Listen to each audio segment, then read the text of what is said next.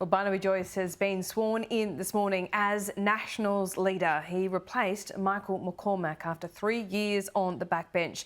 Mr McCormack's electorate office is in Wagga, where the Nationals federal president, Kay Hull, is also based. We'll speak to her in just a moment because Barnaby Joyce comes in at a time where Kay is also relatively new to the role. She joins me now. Good to see you, Kay. Why did you need a change of the leadership? Well, that wasn't my decision. That was the party room's decision. The party room met, and obviously the dialogue within the party room I'm not privy to. It's all confidential.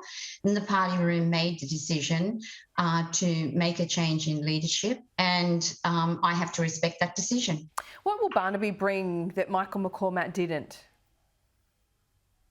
You know, the National Party are in a very good place. They're very strong. They're very resilient. They're two different types of leaders. I'm not sure how Barnaby will take this forward very, very differently from Michael McCormack. They're both very different people, and they're both, Barnaby Joyce is Barnaby Joyce. Michael is Michael McCormack. So it remains to be seen how Barnaby will take this forward into the future in the way only Barnaby can do. Under Barnaby Joyce's leadership, do you see the Nationals as a party for the farmers or a party for the miners? I see the Nationals as a party for those living and working outside of the major capital cities, that being in rural, regional, and remote Australia. That's what we stand for. This party is not about one person. The party is about all things regional, remote and rural. And that's how we present. Our members are absolutely dedicated in their local communities, which all have unique needs and unique differences. And they represent those differences. And that's what we're about, giving that voice to all those unique needs. We're a very diverse nation in rural constituencies, and that's what we're about. It's not about one, it's about the Nationals' policies and the Nationals' voice, not just about one voice. Can you be all things to all people, Kay? Because we see the National Farmers Federation actually have a net zero policy by 2030. Barnaby Joyce doesn't even want to see it as an aspiration by 2050. So what is it? I don't think that's what Barnaby Joyce is saying. I think what Barnaby Joyce is saying is that at the moment is not the Nationals' policy. That is not the Nationals' policy at the moment. The Nationals haven't signed up to that at this point.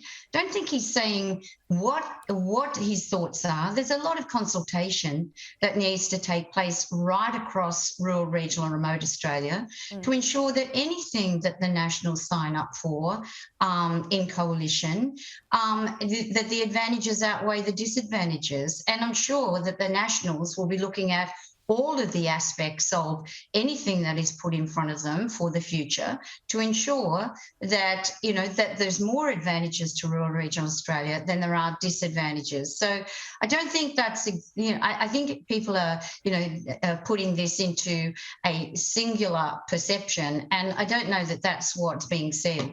Would you like to see a new coal mine built with taxpayer funds? Would you like to see a relaxation of the nuclear ban? At the moment, this is not my choice. I'm the president of the party, which looks after the issues of the party branches and those out there who might vote for the Nationals. In my view, my personal view is I think that we have to consider all options to keep rural, regional and remote Australia resilient, strong and sustainable. There's plenty of innovation that is happening. There is plenty of opportunity for agriculture, plenty of opportunity for mining into the future. That's discussion that has to be held now, and consultation to take place right across our nation, because we have to look at, yes, we can't be all things to everybody, but we must ensure that in our decision making, that we're not disproportionately disadvantaging any area, and hopefully we can come up with some solutions. And there's plenty of that in innovation in the future. And I look forward to having those discussions at our conferences, because that's where the party membership and the party determine how they will go forward. So that's what I'm looking forward to in the future. Okay, let's talk about the women issue. Is there one? Look, that's up for the women to decide. In all honesty, I can't make that call for women.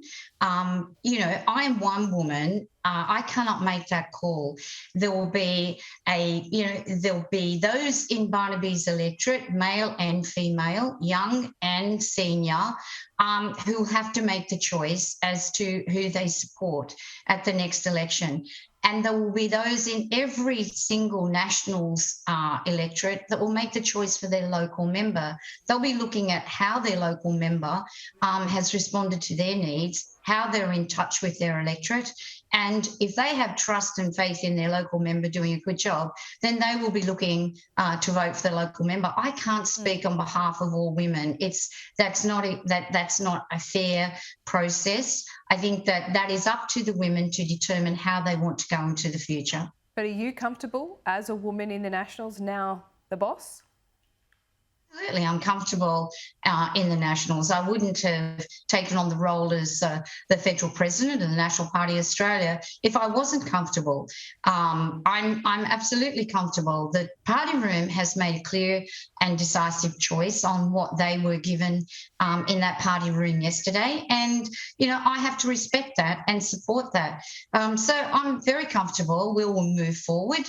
And our members will continue to represent the needs of those living outside the capital cities, and that's our main game. Okay, well, finally, for those of us and those viewers who don't know Barnaby, have not met him in person, it is polarising, even if you have met him, I think. What would you say about working with Barnaby and perhaps managing the expectations of what he will and won't do? Well, look, I hear this comment all the time of Barnaby being polarising. Maybe Barnaby is polarising. You could be an absolute, lover of Barnaby Joyce, or you might be a detractor of Barnaby Joyce. But he's Barnaby Joyce. He has his own way of doing things, and he works in party policy, and that's something that Barnaby has to manage into the future. That's not for me to manage. That's for Barnaby to manage in the future. And it will be, people will always make judgment on others. That's the name of the game of politics worldwide. We are having politics is polarising in every shape and form right across this nation and right across the world at the moment. That's something that Barnaby will manage, and he's obviously undertaken to the party room that he is going to take himself forward. The party room have determined that he is the one that they want to have lead to the next election.